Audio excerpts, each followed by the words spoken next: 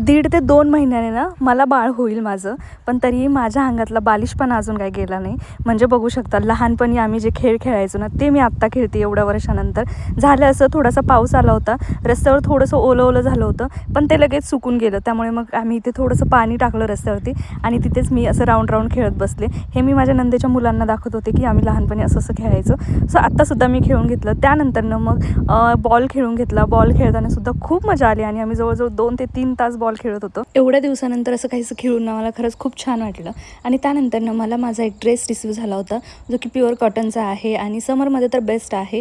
Feeding आणि maternity तुम्ही दोन्ही म्हणून हा ड्रेस वेअर करू शकता. साईडने याला 2 झिप दिलेल्या आहे, जेणेकरून तुम्ही बाळाला इझिली फीड करू शकता.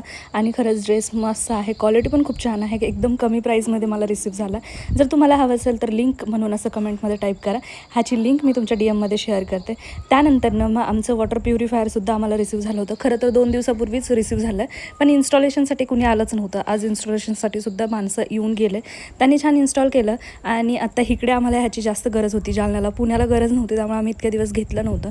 जालन्याला गरज असल्यामुळे आम्हाला ते परचेस करावंच लागलं आणि असं काहीसं ते दिसत होतं. सो चला, भेटू आपण नेक्स्ट व्हिडिओमध्ये. बाय.